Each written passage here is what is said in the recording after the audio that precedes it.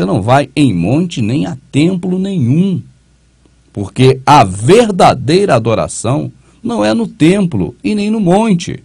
Você já viu que monte e templo são locais de buscar deuses pagãos, que na verdade não é o nosso Criador.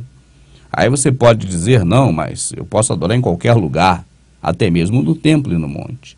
Se o Salvador falou nem no templo e nem no monte, então você poderia adorar em qualquer outro, menos no templo e no monte. Porque a esses ele foi taxativo e disse, nem no templo, nem no monte. Quando ele fala em Jerusalém, porque ele está falando de coisas espirituais. Ou será que não? E ele fala, porque o Pai é espírito, e importa que quem o adore em espírito e em verdade. Porque o Pai procura a tais, que assim o adorem. O Pai procura, porque é difícil achar, quem adora de forma verdadeira. Não como aquele povo dividido, que uns não podiam nem ter, a maioria não podia nem ter acesso ao templo. Eram proibidos até de tomar água no mesmo copo, até de puxar água do poço no mesmo balde. Ela falou, você não tem balde. Porque ele não poderia usar o balde dela, porque ela era imunda. E o jeito desses dois grupos de adorar era o mesmo, no templo ou no monte. E o Salvador, falando de coisas espirituais, disse para ela exatamente, textualmente, que não é para adorar nem no templo e nem no monte. Porque os verdadeiros, cadê os falsos? Você vê quem como falso? O espírita batendo tambor? Não, eles sabem que não estão fazendo nada para o Criador. Você vê quem como falso? Os Hare Krishnas, qualquer outra religião? Não, eles sabem o que estão fazendo. Se você for vasculhar os grupos e buscar dentre esses grupos, onde haja uma divisão de falsos e verdadeiros, você vai ver que são apenas desse grupo, o qual ele falou assim, saia dela, povo meu, que onde o termo eclésia é tirados para fora de quê? Do sistema religioso, como Paulo saiu, como Pedro tirou quase 5.000 pessoas em um só dia com um discurso. Em que local ele fez o discurso? Onde o povo precisava ouvir porque estava sendo enganado. No templo. E é por isso que quase pagaram com as suas vidas. Não acabou ainda. O povo de Israel construiu esse templo como um local de moradia para o Deus Altíssimo. As leis dadas a Moisés pelo próprio Senhor Deus sejam guardadas para sempre na sua casa. E Salomão estava sempre dizendo que aquela era a casa do Criador. Essa história que Salomão inventou por conta própria, já que o Criador nunca lhe pediu uma casa, acabou se perpetuando. E até hoje, o sistema religioso repete que o local onde eles estão, ali, falando um monte de mentira para as pessoas, é a casa do Senhor. Eu não sei de onde eles tiraram essa cópia de templo. Se foi do templo criado para adoração a pagãos, a deuses falsos, durante toda a história da humanidade. Se foi do templo de Salomão, que o próprio Criador profetizou que destruiria, faria ele como fez a Siló. E assim o fez porque o destruiu totalmente, quando Nabucodonosor levou o povo cativo. Eu não sei se eles se espelham no templo de Herodes, aquele que o Salvador entrou lá derrubando tudo, aquele que nosso Salvador, nele foi afrontado e teve que se esconder dentro dele para não ser morto por aqueles homens terríveis do sistema religioso. Aquele mesmo templo onde fora Judas buscar 30 moedas de prata, o preço que ele recebeu, o valor que ele deu ao homem mais benigno do planeta Terra em todos os tempos, o próprio Filho do Criador. Aquele mesmo templo em que aquele cego havia sido levado para lá para ser interrogado pelos escribas que se assentavam na mesa ou na cadeira de Moisés e que tinham total prazer e honra em dizer que eram servos de Moisés, mas que o Salvador os peitou e disse, vocês não servem a Moisés. Na verdade, eles tinham usurpado o local de Moisés, sendo eles benjamitas e judeus, e não, como ordenara a lei de Moisés, levitas.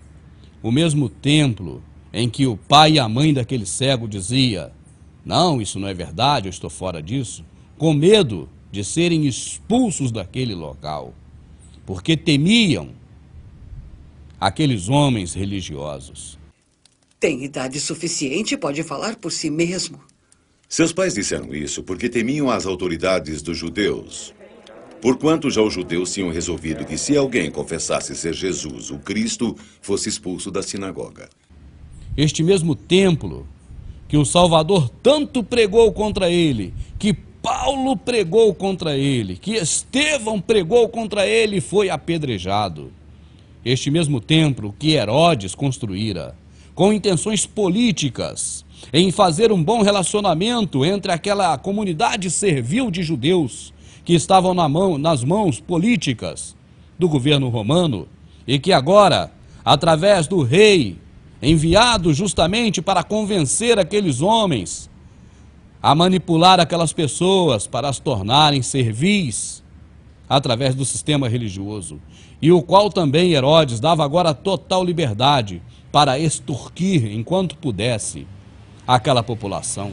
Nós temos registros que, inclusive, as viúvas, que deveriam estar recebendo, segundo a lei de Moisés, estavam ali também convencidas a dar, e dando do pouco tudo que possuía, por estar enganada por aquele sistema religioso, que cada vez mais que eu leio eu descubro mais coisas e não tenho dúvidas, pertencia exclusivamente ao Senhor deste século, ao diabo transvestido desses homens, enganadores, fazendo coisas terríveis. Eles são o próprio diabo.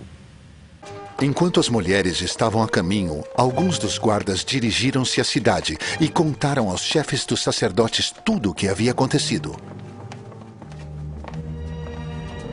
Quando os chefes dos sacerdotes se reuniram com os líderes religiosos, elaboraram um plano, deram aos soldados grande soma de dinheiro, dizendo-lhes: vocês devem declarar o seguinte: os discípulos dele vieram à noite e furtaram o corpo, enquanto estávamos dormindo.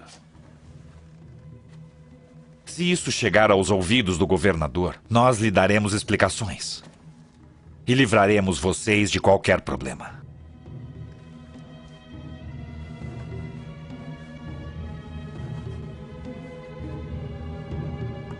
Assim, os soldados receberam o dinheiro e fizeram como tinham sido instruídos.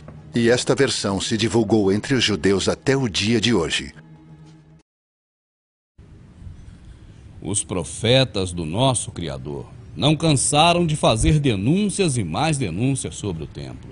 Jeremias chegou a dizer: vocês dizem templo, templo, templo, como se o templo fosse algo que pudessem proteger vocês, mas vocês estão fazendo coisas que não agradam o Criador, e o Criador fará esse templo igual fez a Siló. Amados, é difícil você ver na Escritura boas referências a respeito do templo, porque já há muito tempo Ezequiel havia denunciado. Os homens agora estavam de costas para o templo, olhando para o Deus Sol, e continuavam sacrificando o mesmo Deus Sol que sempre sacrificaram a vida toda, e que os próprios hebreus, os próprios homens de Israel, aprenderam com os gentios dali de perto a sacrificar ao mesmo Deus Sol chamado Baal, em diversas oportunidades.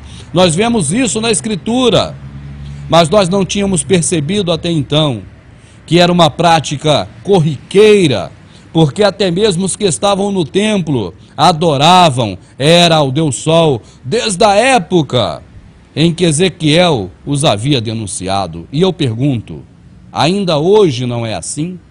Que templo é esse que os homens constroem? Autorizado por quem? Eu não me canso de perguntar. É esse um templo feito de acordo com o templo de Salomão, que o Criador disse que derrubaria, que destruiria como destruiu a Siló, e destruiu? É esse um templo nos moldes daquele que Herodes construiu de forma política para agradar aquela população e proteger os interesses de Roma? É este o templo de acordo com os que Constantino tanto construiu, Adriano tantos templos construiu e todos do Império Romano construíram? Ou esse templo que você frequenta se parece com qual outro? Me mostre, me diga, porque eu não vejo na Escritura de forma benigna nenhum templo. Eu vejo Pedro indo no templo e no seu discurso falando a verdade, convencendo quase 5.000 pessoas a largar aquela porcaria de lado, tanto que eles não voltaram para casa. É uma boa pergunta ao seu pastor. Por que Pedro não voltou para casa quando ele converteu quase 5.000 almas no templo? Mas eles dizem sempre, olha, o povo se reunia no templo. E eu mostro para você, meu amado, não era no templo como você imagina o templo de Salomão. Não era nem aquelas práticas, porque na época de Salomão a ideia não era a mesma. Na verdade, Herodes havia criado tipo um shopping center da sua época. O templo de Salomão era muito diferente. Este agora novo tinha uma praça gigantesca, tinha alpendre, tinha pórtico, tinha tudo que aquela comunidade de Judá, aquela comunidade de Jerusalém esperava, um local para reunir. O templo, amado, não pense que era igual hoje, que um é de Silas, outro é de